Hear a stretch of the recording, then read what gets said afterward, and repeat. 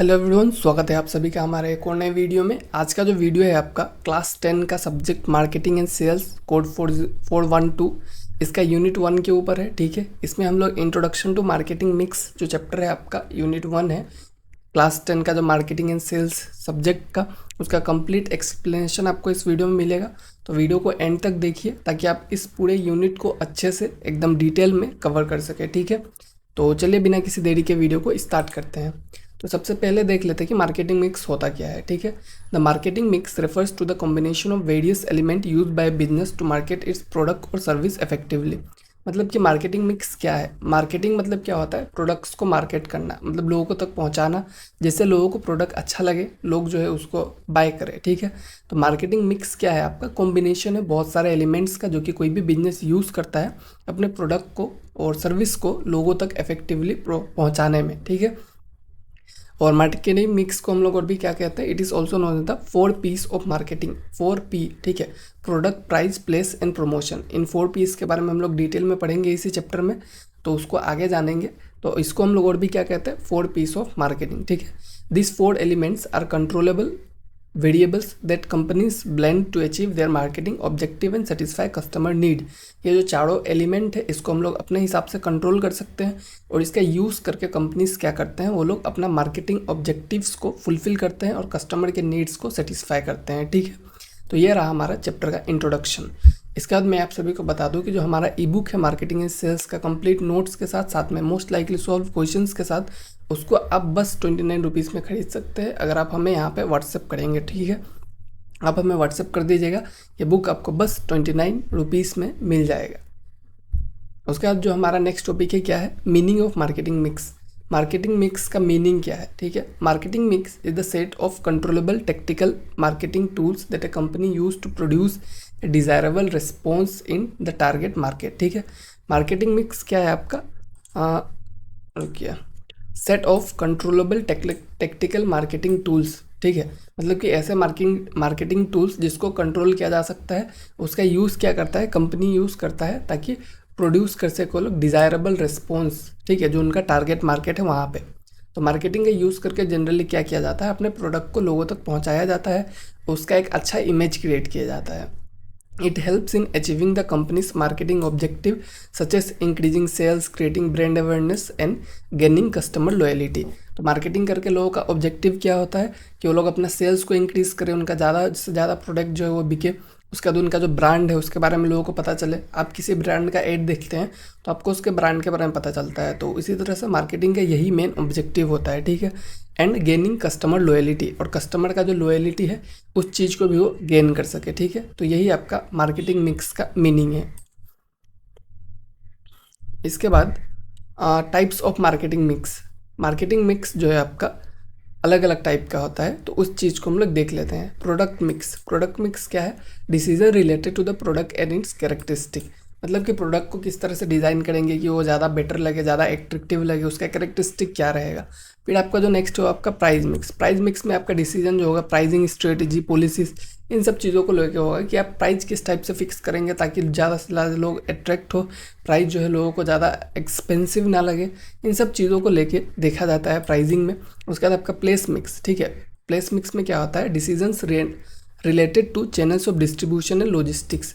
मतलब कि आप किस तरह से चीज़ों को डिस्ट्रीब्यूट करेंगे, आप जहाँ पे बना रहे हैं वहाँ से मार्केट तक कैसे पहुँचाएंगे, उन सब चीज़ों का जो डिसीजन होता है वो प्लेस मिक्स में लिया जाता है। और प्रमोशन मिक्स में क्या होता है, decision related to the communication and promotional tools. मतलब कि आप किस तरह से प्रमोट करेंगे, किस तरह से कम्युनिकेट करेंगे ऑडियंस के साथ, कस्टमर के साथ, वही सब चीज़ जो है प्रमोशनल मिक्स में देखा जाता है।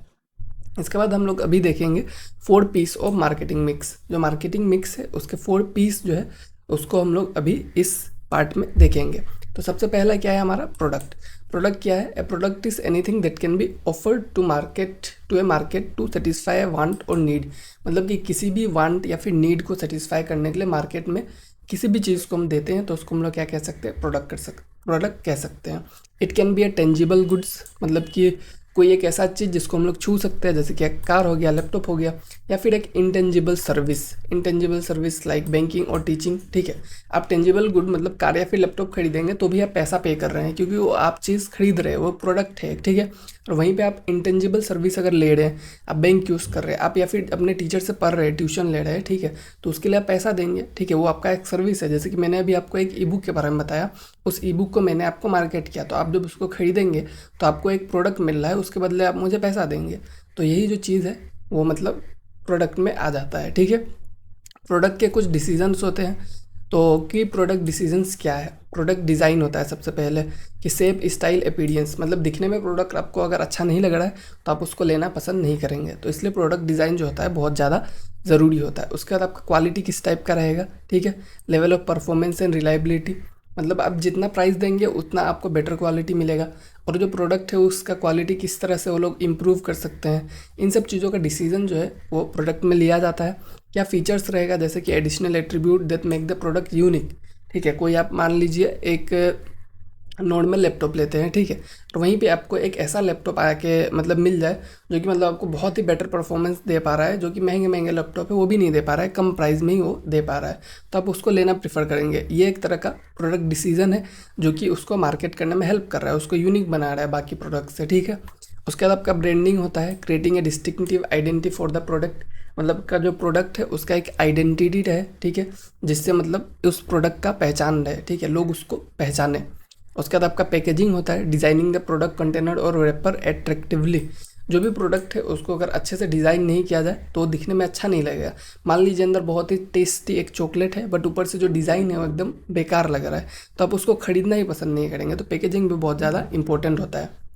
फिर आता है आपका labelling, providing necessary product information, मतलब कि बहुत सारे जो लेबल्स होते हैं, ठीक है। लेबल का मतलब क्या होता है, आपने पीछे देखा होगा प्रोडक्ट पे आपका लिखा रहता है कि इतना ग्राम इसमें प्रोटीन है, इतना ये केमिकल है, इतना ये चीज़ें है। उन सब चीज़ों को आपको प्रोडक्ट पे प्रोवाइड करना पड़ेगा, तभी जाके आप मतलब उसको सेल कर सकते हैं, वरना आप पे लीगल एक्शंस लिया जा सकता है। तो आपको प्रोडक्ट का लेबलिंग जो है उसको प्रोवाइड करना पड़ेगा।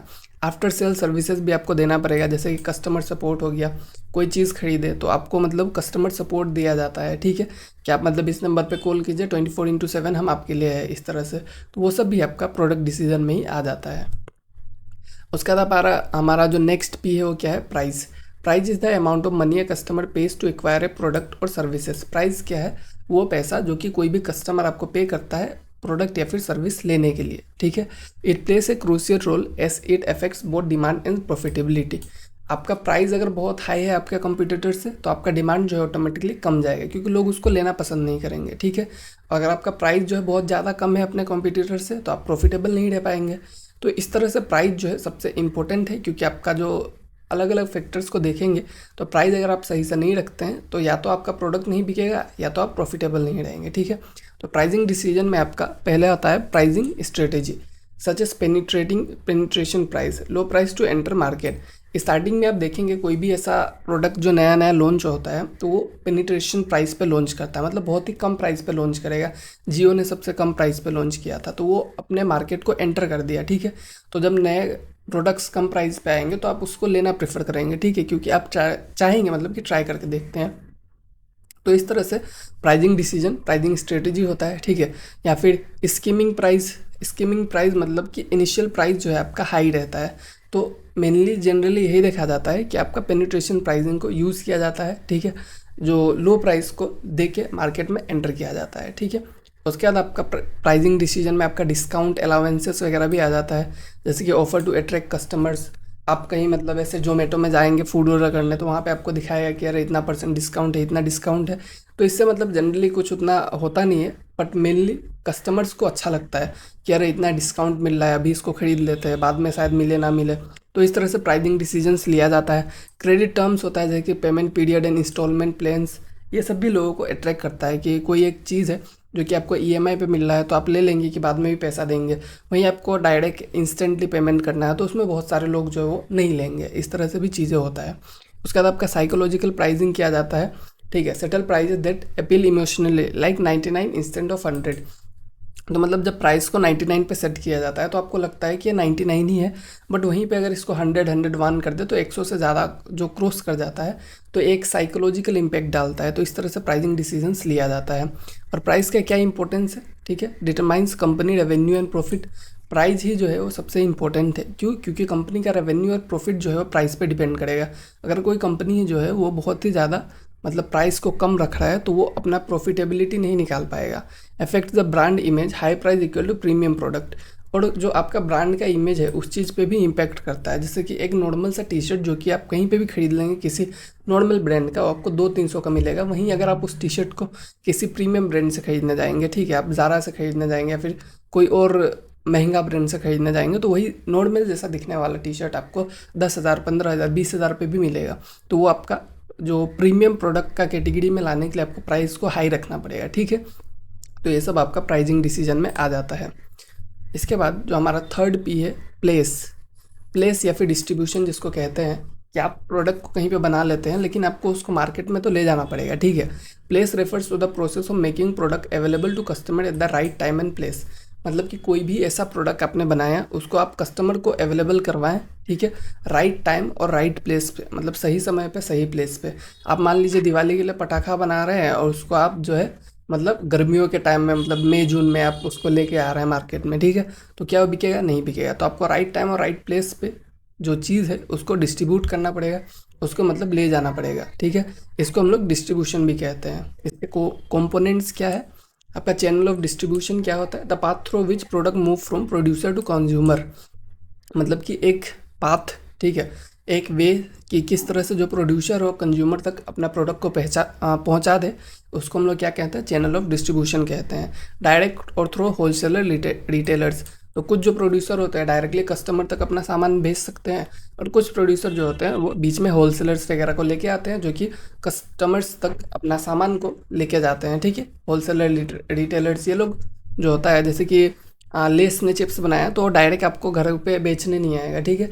लेस जो है किसी होलसेलर को देगा, होलसेलर जो है किसी रिटेलर यानी कि किसी दुकानदार को देगा, और आप दुकान में जाके लेस खरीद रहे हैं। तो इस तरह से मतलब प्रोडक्ट जो है कंज्यूमर के पास आता है।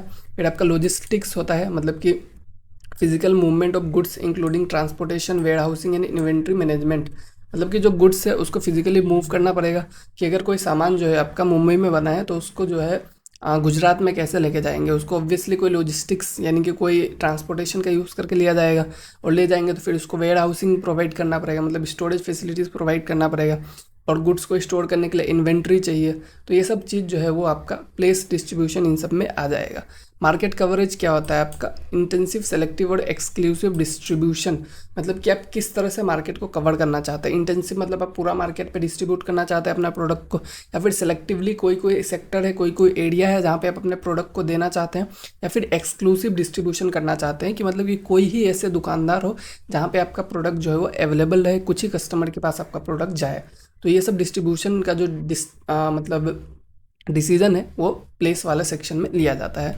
इंपॉर्टेंस क्या है इसका? प्रोडक्ट का अवेलेबिलिटी को इंश्योर करता है, डिलीवरी टाइम को कम करता है, कस्टमर का कन्वीनियंस को ज़्यादा बेटर करता है, ठीक है। जल्दी आपको प्रोडक्ट मिलेगा तो आप जो है ज़्यादा खुश रहेंगे। सिंपल सा लॉजिक है। उसका जो हमारा फोर्थ और लास्ट पी है वो है आपका प्रमोशन। प्रमोशन क्या है आपका? Includes all activity that communicate and persuade customer about the product. मतलब कि ऐसे एक्टिविटीज़ जो कि कस्टमर को परस्यूएड करता है, कस्टमर को अपना प्रोडक्ट के बारे में बताता है, ठीक है। It aims to create awareness, build brand loyalty and stimulate sales. Promotion का मेन ऑब्जेक्टिव क्या होता है आपका?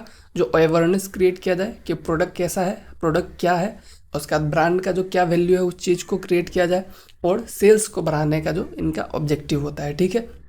जो प्रमोशन होता है उसके कुछ कंपोनेंट्स होते हैं, जैसे कि आपका एडवर्टाइजिंग हो गया, ठीक है, paid non personal communication through media, TV, radio, social media etcetera. Advertising से आपका प्रमोशन किया जाता है, ठीक है। टीवी पे ऐड देखेंगे, यूट्यूब पे ऐड देखेंगे, अभी अगर मेरा वीडियो देखेंगे या फिर अभी किसी और का वीडियो देखने जाएंगे तो आपको बीच में एक ऐड देखने को मिलेगा, ठीक है। तो ऐड क्या है? वो आपका एडवर्टाइजिंग है। सेल्स प्रमोशन क्या है आपका? Short term incentive like discount, coupon and contest. Discount वगैरह प्रोवाइड किया जाए, कूपन वगैरह प्रोवाइड किया जाए तो आपका सेल्स जो है इंक्रीज होने का चांसेस रहता है शॉर्ट टर्म में, क्योंकि लोग जो है उस प्रोडक्ट को खरीदना चाहेंगे। उसके बाद आपका जो नेक्स्ट स्टेप होता है आपका पब्लिक रिलेशन होता है। पब्लिक रिलेशन क्या होता है? Building A positive image through press release, event and sponsorship.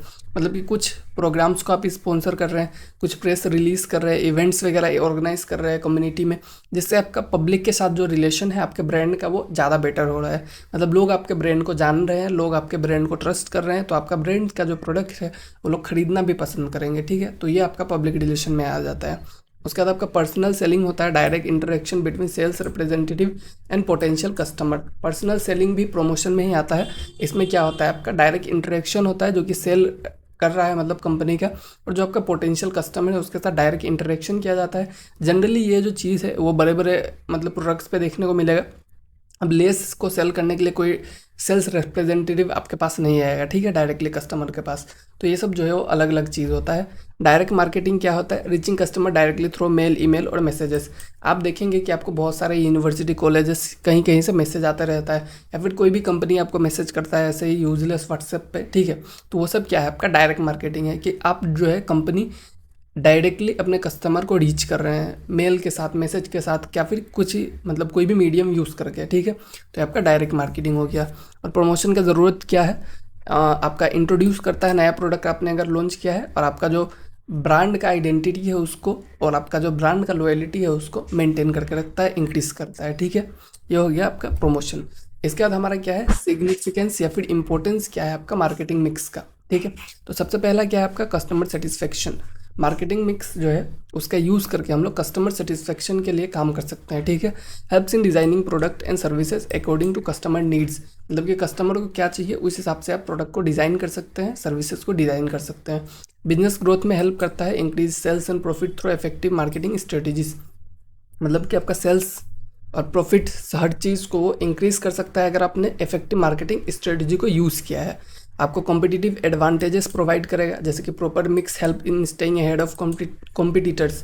मतलब आपने अगर प्रॉपर मार्केटिंग मिक्स का यूज़ किया है तो आप जो है अपने कॉम्पिटिटर से आगे रहेंगे, ठीक है। Optimal resource utilisation. मतलब आपने रिसोर्सेज का अगर अच्छा से यूज़ किया है, मतलब ensure effective use of available resources. मतलब आपने अगर मार्केटिंग का अच्छा यूज़ किया है तो आपका जो रिसोर्सेज है उसको आप अच्छे से यूज़ कर पाएंगे, ठीक है। इससे आपका जो है कंपनी मतलब इफेक्टिवली चल पाएगा, अच्छे से चल पाएगा, ठीक है। एडाप्टेबिलिटी होता है, ठीक है। The mix can be modified according to changing market condition. और मार्केटिंग मिक्स जो है ना उसको आप मॉडिफाई कर सकते हैं जब चाहे तब, जब आपको मार्केट के हिसाब से, मतलब कभी दिवाली का ऑफ़र चलाना है, कभी आपको फिर पूजा का ऑफ़र चलाना है, फिर कुछ और ऑफ़र है, तो इस तरह से आप इसको मार्केटिंग मिक्स को मॉडिफाई कर सकते हैं जब आपका चेंज हो रहा है मार्केट उस हिसाब से, ठीक है। ये मतलब फिक्स नहीं है कि आपने ये कर दिया तो ऐसा ही रहेगा, ठीक है। तो ये जो है एडेप्टेबिलिटी है इसमें। Market positioning helps in creating a desired image of the product. मतलब कि इसमें क्या होता है आपका जो मार्केटिंग मिक्स से आप अपने डिज़ायर्ड इमेज क्रिएट कर सकते हैं। आपका जो प्रोडक्ट है ना उसका एक इमेज आप क्रिएट कर सकते हैं मार्केट में, कस्टमर के सामने अपना इमेज क्रिएट कर सकते हैं। तो यही सब आपका इम्पोर्टेंस है मार्केटिंग मिक्स का। इसके बाद पूरे चैप्टर का समरी का बात किया जाए अगर, ठीक है, तो marketing mix is a vital concept that integrates product, price, place and promotion to achieve company objectives. Company के ऑब्जेक्टिव को अचीव करने के लिए मार्केटिंग मिक्स जो है बहुत ही वाइटल, बहुत ही ज़रूरी कंसेप्ट है, ठीक है, जो कि प्रोडक्ट, प्राइस और प्लेस और प्रमोशन, ये 4 पीस का यूज़ करता है, ठीक है। Understanding how this 4 element interact help marketers create strategies that satisfy customer and achieve business success. तो इनका यूज़ करके कस्टमर्स को सेटिस्फेक्शन और बिजनेस को सक्सेस दोनों मिल सकता है, ठीक है। The sales function must coordinate with all department to ensure smooth marketing operation and customer satisfaction. और जो सेल्स फंक्शन है, ठीक है, वो इन डिपार्टमेंट्स के साथ, मतलब कि जो आपका price, product, place and promotion, इनके साथ अच्छे से कोऑर्डिनेट करना चाहिए ताकि आपका स्मूथ मार्केटिंग ऑपरेशंस हो सके और कस्टमर सेटिस्फेक्शन जो है वो मैक्सिमम हो सके, ठीक है। तो यही था हमारे आज के चैप्टर में। बाकी अगर आपको ई बुक चाहिए एकदम बढ़िया वाला नोट्स के साथ और साथ में मोस्ट लाइकली सॉल्व क्वेश्चन के साथ, तो आप हमें बस यहाँ पे व्हाट्सएप कर दीजिए। 29 रुपीज़ में आपको ये ई बुक जो है वो हम लोग दे देंगे, ठीक है। बाकी आज का वीडियो जो था यहीं पे एंड होता है। Thank you all.